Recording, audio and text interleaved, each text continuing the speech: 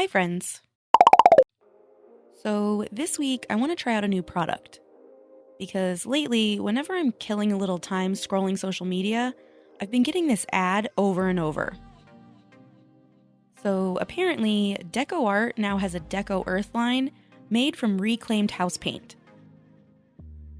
From what I gather, they take unused house paint that would otherwise end up in the landfill and they remove any hazardous or oil based or unlabeled paints, sort it into like colors, process it and filter it, and then they add materials and pigment back. They really got me with the eco-friendliness and the fact that it's made from at least 70% recycled material. Like, even the bottle and the cap are made from recycled material. So I wanted to try it out and see how it compares to other craft paints. I ordered the whole set off Amazon. Don't worry, that's not my address.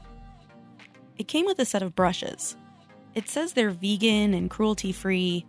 The handles are made from environmentally friendly, renewable bamboo, and they're free from animal-based materials or testing.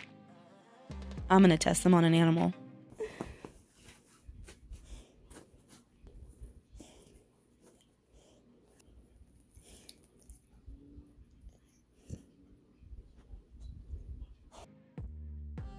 Okay, let's get into the paint.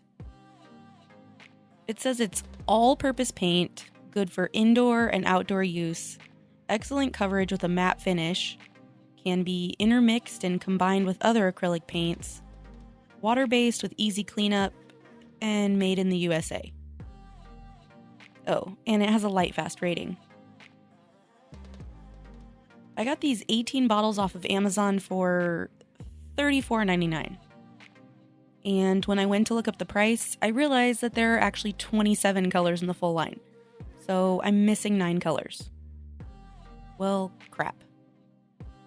I did end up ordering the individual bottles on Blick's website, but I won't get them in time for this video. When I was looking on Amazon at the reviews, most of them were really good, except for a few comments about the smell and that some of the bottles were unsealed. I will say that when I was opening them, most of the paints do have a little bit of a smell to them. Some smell ammonia-y, like perm solution.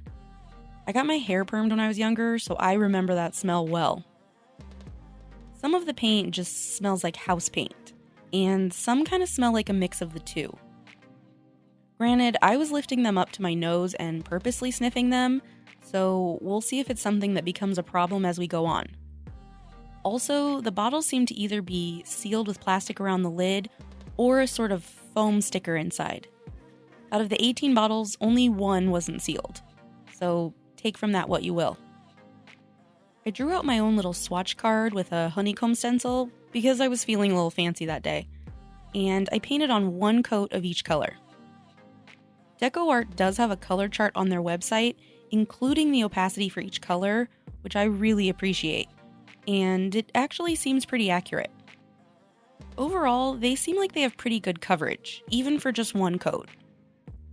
The paint itself seemed really creamy, compared to other cheap craft paint that are usually pretty liquidy. I do like the colors, even if they're a little desaturated. Maybe because they're using reclaimed paint as a base, there's only so much saturation you can get.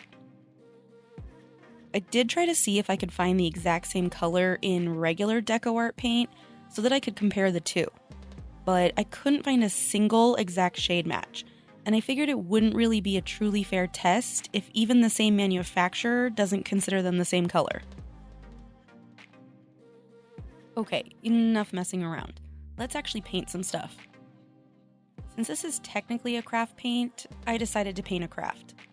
I'm gonna speed through this though, because even I think this is boring, and I'm the one who painted it. I decided to paint this little cardboard heart box that I had in my stash. I traced around the edge so that I wouldn't paint it closed, because that would be tragic. And then I mixed up a pink for the majority of the box, and a light purple for the accent. I painted some really atrociously spaced hearts, and called this one done. As a craft paint, this stuff is great. I did 2 coats, but I probably didn't even need that because the color came out really nice and even on the first coat. But I really wanted to try these out as an art paint also, and I just really felt like painting. To truly test these out, I'm only going to be using these paints. Even though they can be mixed with other acrylic paints, I wanted to see how they perform on their own. And I also decided to only use the brushes that came with the paint set. For this painting, I wanted to try out a slightly more painterly style. Not realistic at all, because as you'll see, this is not a realistic painting at all, but just a more blendy sort of style as opposed to my more cartoony comfort zone. Since I'm not really sure what I'm doing here technique-wise, I'm mostly just making it up as I go along. I started each section by filling it in with a big block of color, and then going back in adding shadows and highlights and sort of blending everything together. Then, when I'd inevitably not like that, I'd go back over it. And I will say, this paint was great for that. I went over things so many times, and each time this paint covered really well. You'll see just how many times I go over the cave walls and the sky here. I'm including all of the footage and not cutting any mistakes out so that you can see just how much painting and repainting I did to get each section to a place where I like it. If you're painting and, like me, struggling, don't get discouraged. I mean, maybe some people can put down exactly the right brush strokes and colors on the very first try, but I'm betting most people spend a lot of time like I do, making mistakes and then fixing those mistakes. I wanted this whole background area to be very sort of blurry and backgroundy, like not drawing a ton of attention. So when I would paint something in, like a cloud or a tree, I spent even more time going back over it and blending it out and slightly covering it up so that it was there but not there, if that makes sense. The floor of this cave especially gave me troubles. But sometimes you just have to leave an area that you don't like alone for a while and move on until you figure out what to do.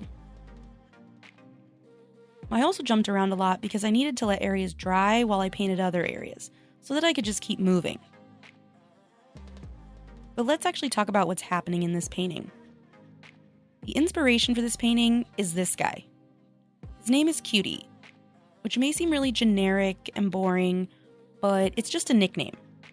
See, his name is spelled QT, and that's because his real name is Corn Tortilla. Listen, his mama Sor really loves tacos, and she's kind of quirky like that, so she named him after her favorite food. And he's still too little to go get it legally changed, so he goes by Cutie.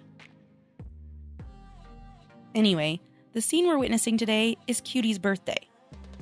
His first birthday, actually. Remember, he's a baby. And his mama Sor really decked out their cave for the occasion. She blew up some balloons, which is very hard to do when you have razor-sharp teeth, and she hung a nice banner with her tiny short arms, and she even baked him a little smash cake in his favorite flavor, Chocosaurus, which would be chocolate-flavored Brontosaurus. He dug right in, and he's got frosting all over his face and his hand. I'm kind of mixing the colors as I go, and then remixing them when they aren't quite what I want. And listen, don't come at me in the comments about the lighting not being right. Or do, that's fine, but also realize I don't care. I'm trying something out of my comfort zone, and there's only so many things I can focus on at once. I am using a bajillion T references, so let's just say that there are a lot of light sources in this cave. It honestly doesn't really bother me if people criticize what I make. I know that I'm doing the best that I can, and as long as I like the end product, that's all I really care about. I mean, I'm the one that's going to be staring at it, so my opinion is the one that matters. Ooh, I'm feisty today. Anyway, back to this painting. Before I forget, let me address the smell issue. There were a couple of colors, I couldn't even tell you which ones, that when you squirt the paint out onto the palette, you do smell the house painty smell. But it goes away super quick, and I didn't notice it after a minute or so. I also never noticed it giving me like a headache or affecting me in any way, so I would say the smell isn't really a big issue. Just don't stick it up your nose. The paint itself is really creamy and easy to work with, and the coverage was great for art painting. Since I was sort of mixing small amounts on the spot, I was worried about the colors looking choppy or like not fully covering and not having enough paint, but I really didn't struggle with that at all. I mean, I'm no snob and I'll paint with whatever cheap paint I have, but this definitely seemed a little higher quality than the usual cheap paints that you get. I did struggle with the colors a little bit because I normally like really bright colors, and I couldn't get these as bright as I wanted. I mean, they look really pretty in the footage, but when you compare them to Cutie in real life, he is definitely punchier. But I think that I made them work. Speaking of Cutie in real life, for someone really simply constructed, I sure could not figure out how to translate that into a drawing. I really struggled with his arms and legs. I did ask for some advice from some other artists that I've met through our Create This Book collab, and they were all super helpful. And some of their advice I took, and some I didn't. Sometimes I just need to make my mistakes on my own, even if other people know better. I think that's the Montessori teacher in me, popping her little head out and saying, "You learn best through discovery." She can be kind of annoying sometimes. But I actually was having a really good time painting this, trying out different things to see what worked. Except towards the end when I was running out of time and still had parts I wanted to fix. Cutie's leg and arm on the side away from the cake still look pretty wonky, and the cake is kind of off-centered, but it would have taken too long to start over on those. One thing that I for sure had to do was make Cutie stand out a bit from the background. I really didn't want to add outlines, so instead I made a sort of bluey gray mix and added a ton of water to it. And then I spent a long time adding a little shadowy wash around him and then blending that out. I finally added the little black accents with the balloon strings and banner string, and obviously his face, and then I went back to blending out that shadow. But eventually I did run out of time and had to call this done. Ultimately, I'm really happy with how this came out. And I'm really proud of myself for trying something new. This is definitely a style that I want to practice more. The paint, I really like. Besides the eco-friendly aspect, it was super easy to use. I definitely want to try it out more, and hopefully they come out with some more colors. So what do you think? Thanks so much for watching, and I'll see you next time.